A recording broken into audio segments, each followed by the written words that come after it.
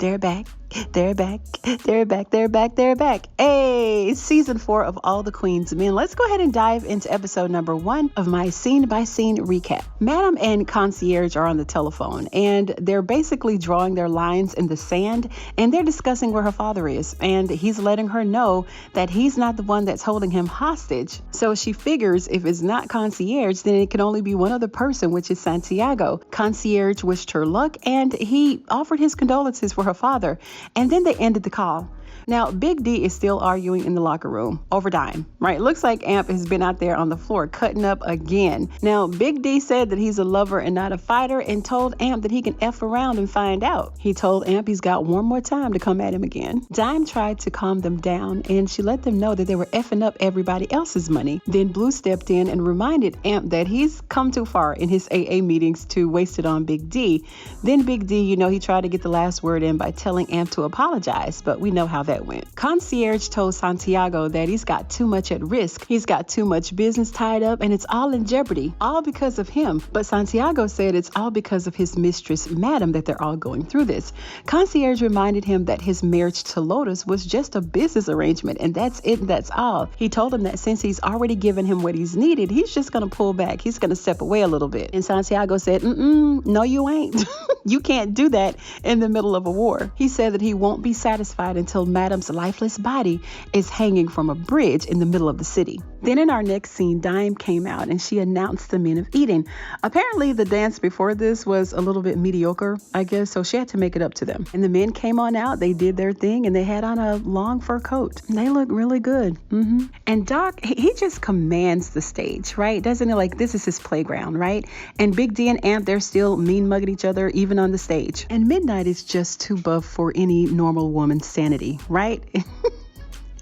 I'm glad they showed up because they were nowhere in the trailer. And the trailer basically focused on the drama this time. I don't know why they didn't include the men of Eden, but I don't know. But nonetheless, here they are. Then we have Detective Gadget here, Detective Davis, and her boss, D.A. Roz. She told her that they should have the test results back from the lab to match Doc's DNA from his shirt to Tina's blood. Now, Detective Davis is keeping this little side investigation under wraps, so nobody really knows about it. And she thanked Roz for not telling anybody. She knows that if anybody else knew about her investigation, that it would pretty much be over before it got started. Looks like Detective Davis is now up for lead detective, only if she's able to bring Madam in. And just a side note here, my believability meter for Detective Davis is still out to lunch, but I'm going to give it some more time and then I'll let you guys know exactly my thoughts on this character. Madam confided in Fuego and told him that someone is holding her father hostage and she needs him to find out exactly where he is. And Fuego is all kinds of confused because he thought that they buried Cadillac last week. He was like, I thought your father was dead. Poor little Tink Tink. I really like Fuego's character. I mean, he's just so innocent and vulnerable. And he always wants to do the right thing. But it looks like he got the wrong job because hanging with Madam, yeah, your innocence is gone, period. But Madam wants him to find out who it is that's calling her on her phone and where they're located. But Fuego can't really do anything without his little handy dandy kit that's in his locker. That's the only thing that's going to help him resolve this issue right now. Then enters Blue and she wants to figure out what's going on with Champ in trouble.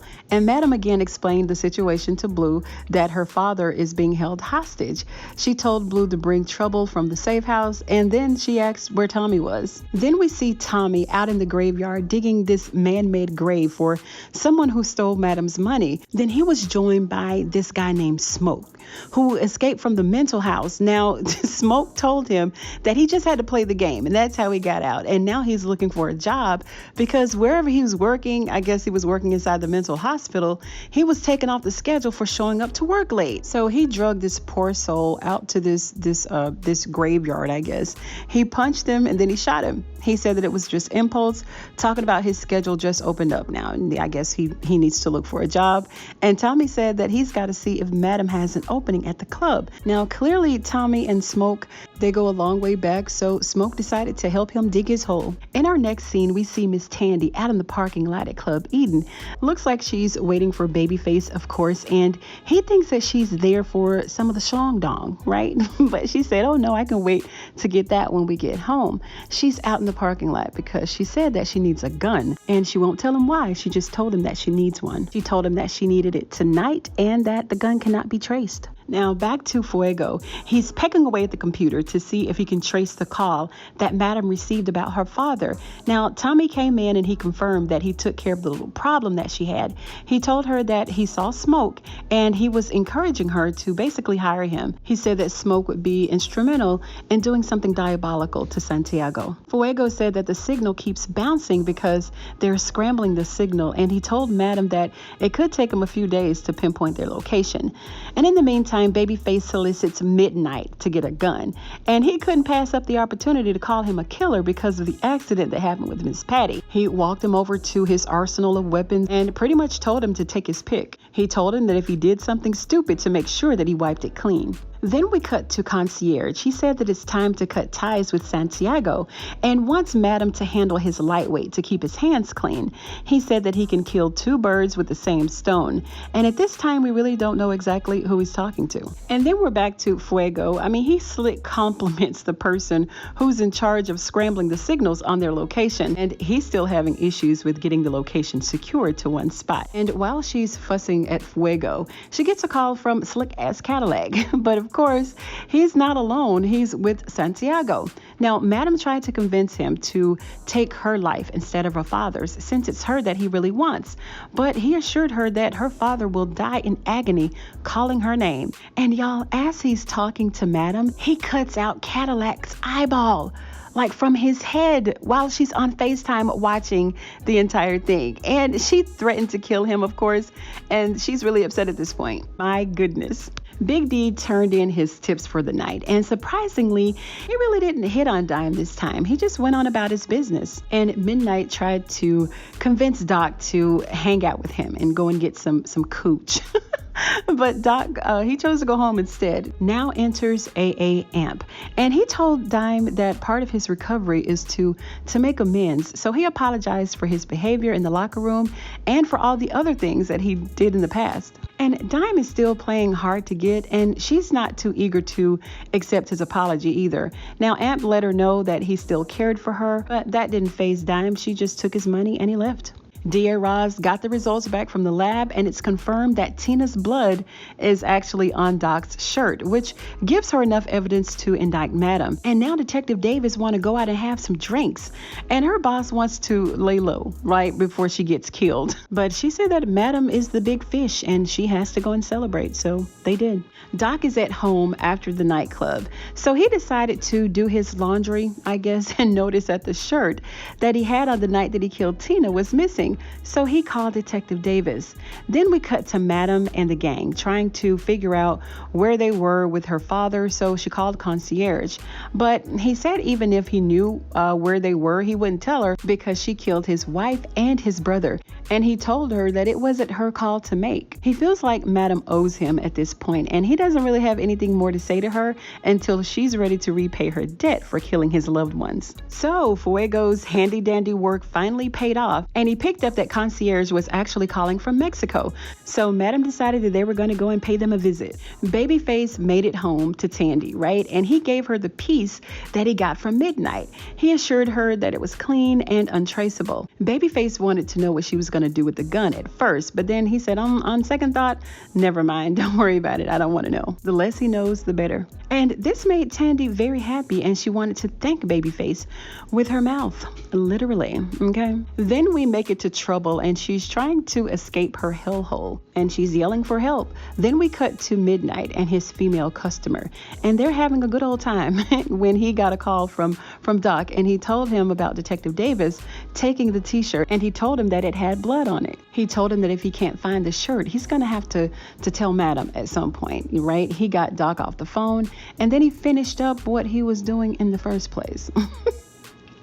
Dime ran into Big D at this little late night eatery, and she was taking her food to go, but of course Big D wanted her to join him. Big D laid on some of that old Southern charm, and she sat down and joined him, and they didn't really talk about much. Barbecue, chicken sandwiches, french fries, and heart health. Then we move to concierge, and we see him in his element. He has someone named Miguel hemmed up in this warehouse, and it looks like Miguel done got into a little bit of trouble. He didn't deliver concierge's product on time. He told Miguel how disappointed he was, and then he took him out. But before he finished the job, Madam walked in and shot his guy, right? And she told him that if he didn't tell her where her father was, that she was going to tighten him up. Doc finally got in touch with Detective Davis, and he wants her to return his shirt. She reminded him that he left his bloody shirt laying around when he knows that she's a cop. She told him that it's not him that she wanted, nor does she want to arrest him. She said that she has bigger fish to fry and that it's not his time yet. DA Roz is on the phone confirming which judge is going to be handling Madam. She said that they can't have her going before some weak judge. Then suddenly shots rang out, bullets flying everywhere. And who do we see ducking, leaving the scene, wearing shades, gloves, and a headscarf? It's Miss Tandy, of course. Riding out. Now, in our final scene, there is a shootout with Madam, Blue, and Tommy against Santiago's men right outside the warehouse where she thinks her dad is being held. Now, Blue doesn't think that it's wise to go in alone because they're outnumbered, but Madam wanted to go in hot, and that's exactly what she did. They went inside, guns blazing. They took out anybody that got in their way. They ran into one of the guys who was so scared he peed on himself, and he couldn't speak a lick of English. But Tommy translated for everybody. I tell you, Tommy is Mr. Everything, right? Just like he's always been. Now, he did admit that he didn't know where her father was, and Blue figured that they may be holding him somewhere to the guy's right, their left, because of how his eyes shifted. Tommy snapped his neck, and they moved on and tried to find Cadillac. End scene.